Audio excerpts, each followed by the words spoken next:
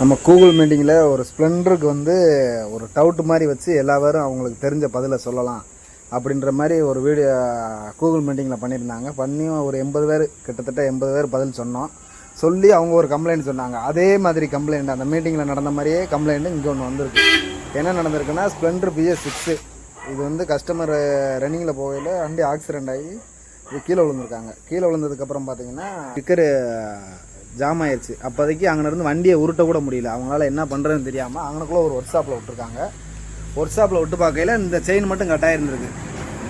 இந்த செயின் கட்டாகவும் இந்த செயினை மட்டும் மாற்றி விட்ருக்காங்க. மாற்றி விட்டு வண்டியை ஸ்டார்ட் பண்ணி பார்த்துருக்காங்க. வண்டி ஸ்டார்ட் ஆகலை. மறுபடியும் என்ன பண்ணியிருக்காங்க, கிளர்ச்சி சைடு கழட்டியிருக்காங்க. கிளர்ச்சி சைடு கழட்டினப்போ என்ன இருந்திருக்குன்னா, முதல் கிளர்ச்சி பிளேட்டு மாற்றையில் இந்த நட்டெல்லாம் அடித்து மாட்டியிருப்பாங்க போல். அந்த நட்டு ஒன்று கலண்டுருச்சு.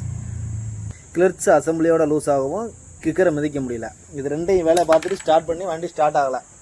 லாஸ்ட்டில் சென்சாரை பூரா செக்அப் பண்ணியிருக்காங்க. செக்அப் பண்ணி ஆகலை. நம்மக்கிட்ட கொண்டு வந்துருந்தாங்க. நம்ம கீழே விழுந்தால் என்ன ஆகும், டைமிங் செயினை கழட்டினீங்களா அப்படின்னு கேட்கல. இல்லை, இந்த செயினை மட்டும்தான் நாங்கள் மாற்றினோம் அப்படின்ற மாதிரி சொல்லியிருந்தாங்க. நானும் டைமிங்கை செக்அப் பண்ணி பார்த்தேன். டைமிங்கில் பார்த்தீங்கன்னா மேக்னெட்டில் 2 டைமிங் வரும். நம்ம அடிஷ்னலாக டோரை மாட்டுறதுக்கு முன்னே ஒரு டைமிங் வைப்போம். இந்த இருக்குது, இது வந்து T டைமிங். நம்ம மேலே டோரில் இதை ஓப்பன் பண்ணிவிட்டு இந்த T டைமிங் வைப்போம். அப்படி டோர் மாட்டாமல் இருந்துச்சுன்னா இந்த அடிஷ்னல் டைமிங். இதுக்கும் சேஸில் பார்த்தீங்கன்னா டைமிங் செயினுக்கு நேராக வர இந்த மார்க்குக்கு வச்சு மாட்டுவோம். அந்த மாதிரி வச்சு பார்க்கையில் டைமிங் வந்து ஒரு இவ்வளோ தூரத்தில் இருந்துச்சு.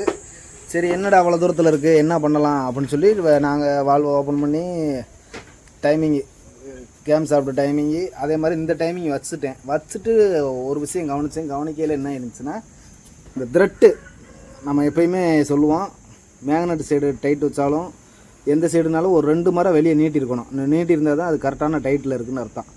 அப்படி பார்க்கையில் இது என்ன ஆயிருந்துச்சுன்னா, நட்டு மேலே இருந்துச்சு, த்ரெட்டு உள்ளே இருந்துச்சு. சரி, மீட்டிங்கில் ஒரு நாள் மேக்னெட்டை காற்று பின்ன சொன்னாங்களே, காற்று பின்னு ஒரு வேளை கட்டாயிருக்குமா அப்படின்னு சொல்லி மேக்னெட்டை கழட்டினேன். மேக்னெட்டை கழட்டி பார்க்குறப்ப தான் தெரிஞ்சிச்சு நம்ம அந்த கம்ப்ளைண்ட்டை அட்டன் பண்ணியிருக்கோம் மீட்டிங்கில் மாதிரி. இது என்ன நடந்திருக்கு, டைமிங் தப்பாக வச்சு உள்ள என்ன நடந்திருக்கும்னா, கிளர்ச்சு நம்ம ஒன் வே கிளர்ச் இருக்குல்ல, ஒன் வே கிளர்ச்சில் வந்து இதை மாட்டியிருப்பாங்க. மாட்டிட்டு இங்கே மாட்டையில் என்ன ஆகும்னா, இந்த பால்ஸ் ஏதாச்சும் ஒன்று லாக் ஆகிருக்கும். அப்போ வந்து மேக்னெட்டு முழுசாக உள்ளே போயிருந்துருக்காது. டைமிங் மேலாப்பில் இருந்திருக்கும். அப்போ என்ன பண்ணிட்டாங்க, இந்த இது உள்ளே போகிறதுக்கு முன்னே வச்சு டைட் பண்ணி விட்டாங்க. அதனால் என்னாச்சுன்னா, வண்டியை அடுத்து அவங்க கிக் அடிக்கும்போது கரெக்டாக இருந்திருக்கு. வண்டி கிக் அடிச்சு, கரண்ட் வந்துச்சு, எல்லாம் வந்துச்சு. ஆனால் வண்டி ஸ்டார்ட் ஆகலை.